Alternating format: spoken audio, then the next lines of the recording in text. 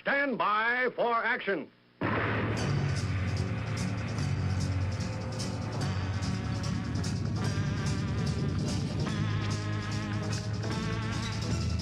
Thanks for joining me. My name is Dave Miller. I am the Unpleasant Blind Guy.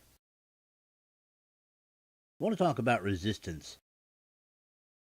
And no, I don't mean the George Soros-funded Antifa, Black Lives Matter kind, where hired thugs and criminal opportunists rage through the streets, engaging in anarchistic behavior because our governments don't have the fortitude to stop them. I'm talking about real civil disobedience. The kind that the United States of America was built on, and the kind that has led to our societal advance. I want to read a story that's been bothering me for some time. And this was posted May the 31st, 2017 by Katie Metler for the Washington Post. Headline: A New Jersey town denied Muslims a mosque. Now it must pay them $3.25 million. The worshippers waited 4 years and 39 public hearings for the official denial. Muslims in their small New Jersey town would not be allowed to build a mosque. The 2015 decision made by the planning board in Bernards Township, New Jersey, you're going to love this one, folks. A majority white suburb of 26,000 people. I have to stop here to say that this is typical of birdcage liners like the Washington Post. Skin color has absolutely nothing to do with any of this, but at every opportunity, they drop it in. Why? Because they want to try and associate racism with resistance to Islam. I'm going to continue with the story. Came after significant public opposition to the mosque that thrust the community into the national spotlight and spurred religious discrimination lawsuits from the Islamic Society of Basking Ridge and the Department of Justice. I'll stop here to say that's the Obama Department of Justice. To continue. On Tuesday, the township learned the cost of its 6-year-old decision, $3.25 million. As part of a settlement of the suits, the township must allow construction of the mosque to begin at its original proposed location. According to the Justice Department, Bernards Township will pay the Islamic Society $1.5 million in damages and $1.75 million in attorney fees and require town officials to submit to diversity and inclusion training. Municipalities around the country should pay close attention to what happened in Bernards Township. Adil A. Mangi, lead counsel for the mosque, told My Central Jersey, the American Muslim community has the legal resources, the allies, and the determination to stand up for its constitutional rights in court, and will do so.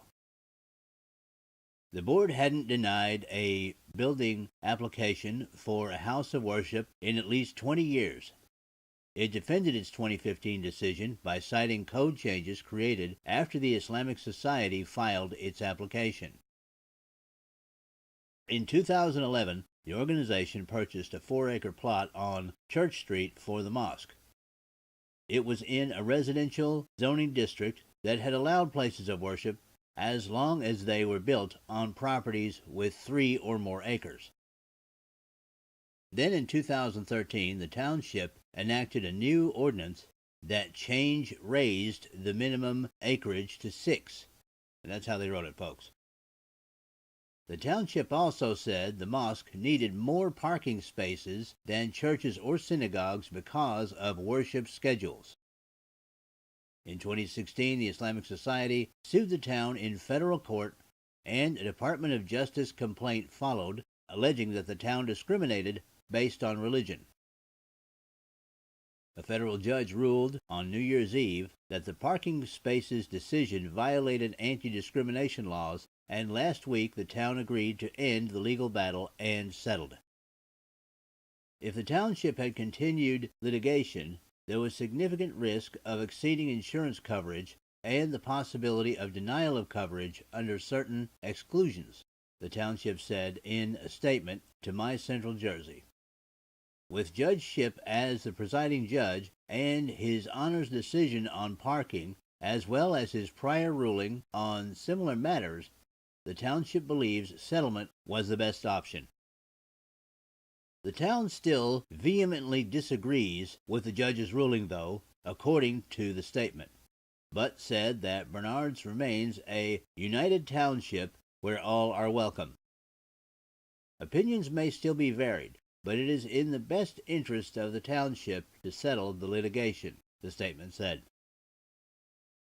In the settlement, the Islamic Society agreed to reduce the number of parking spots, limit occupancy to 150 people, and install no external speakers on the building. The Islamic call to prayer cannot be played outside, and the mosque's minarets may have only ornamental lighting, reported My Central Jersey. Federal law requires towns to treat religious land use applications like any other land use applications, Acting U.S. Attorney William E. Fitzpatrick said in a statement.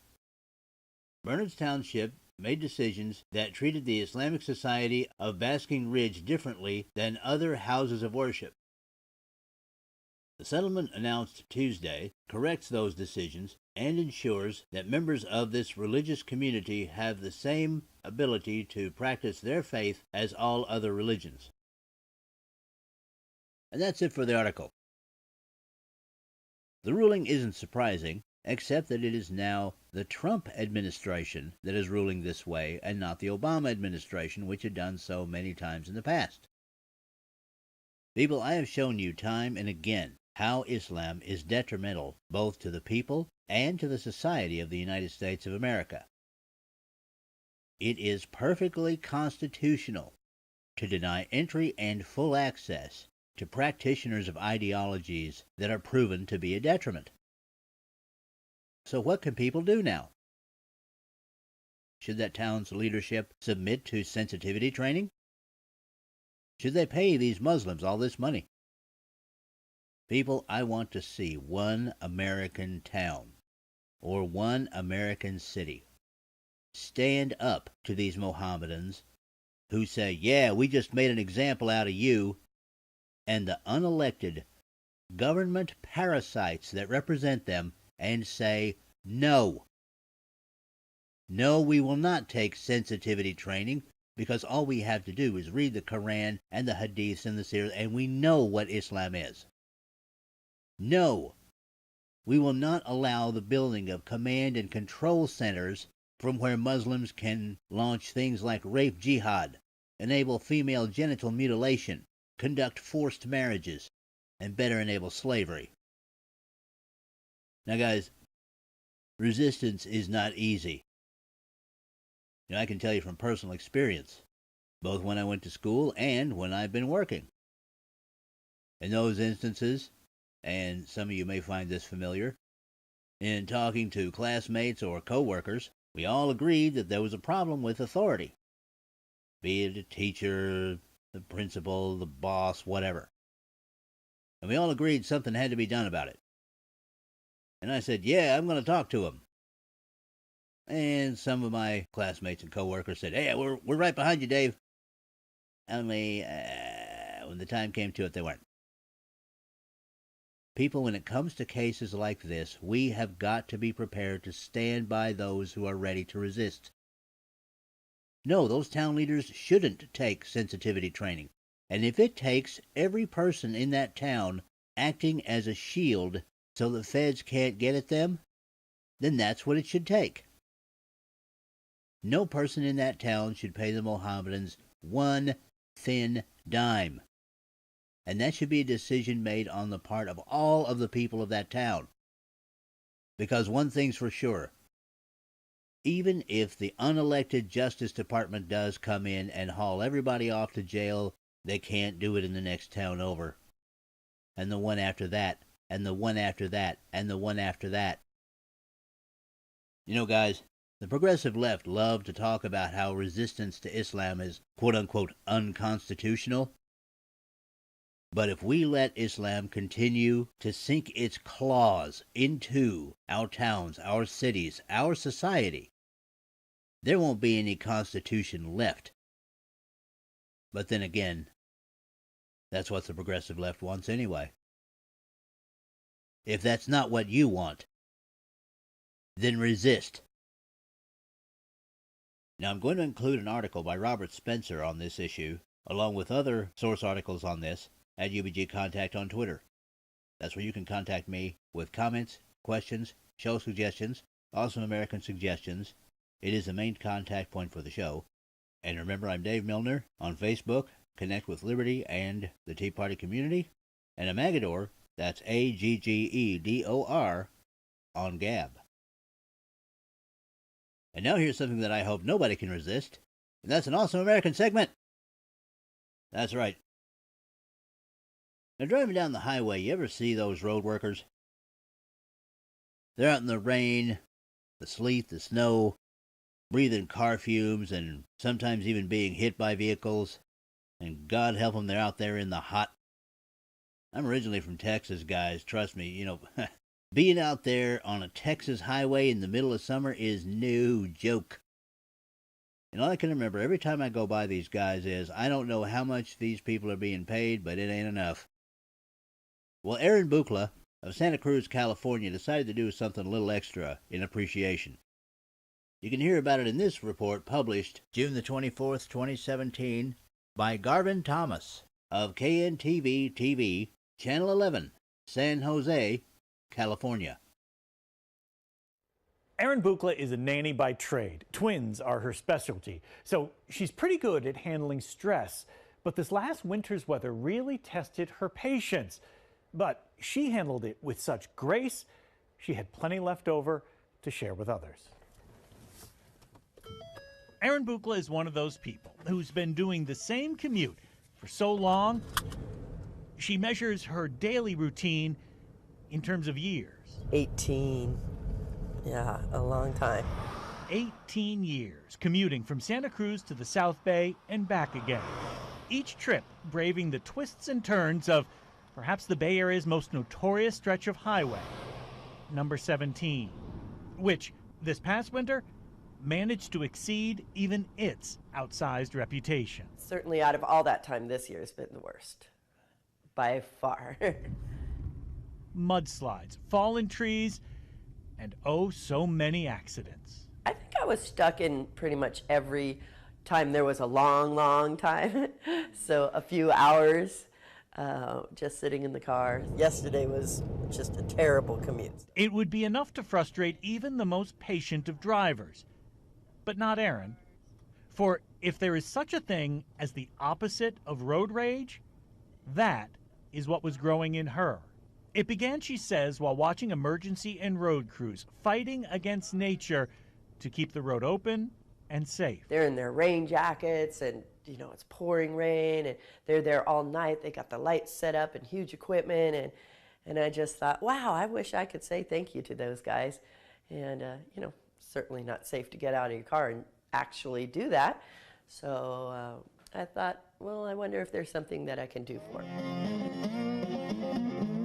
Throw them a party is what Erin came up with. You're going to get your free lunch, free beer. This past Sunday at Sky Park in Scotts Valley, Erin and a team of fellow commuters welcomed anyone who had a role in keeping traffic moving on Highway 17 to take off their reflective vests and pick up a plate, or grab a beer, or get a massage. Dozens took her up on her gracious offer. It's magnificent. If they're going to go to all the effort to put this on, I'm glad I'm a part of it. I want them to feel like, wow, this community appreciates what I do. And if that was ultimately the message Erin wanted to send, it, like so many drivers this past winter, safely reached its destination. Good, thanks for coming. The work on Highway 17 over the winter wasn't just difficult, it was dangerous. One worker died there while working over this past winter. Erin's gratitude picnic raised money for a fund to help his family as well. Garvin Thomas, NBC Bay Area News.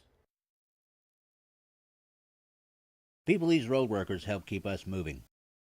And it's nice to see awesome Americans like Aaron Buchla showing them some of the appreciation they are very due. And that's it for this time. I appreciate each and every one of you. Thank you for listening, and may your God go with you. Goodbye. The Unpleasant Blind Guy is copyright 2017. Anno Domini.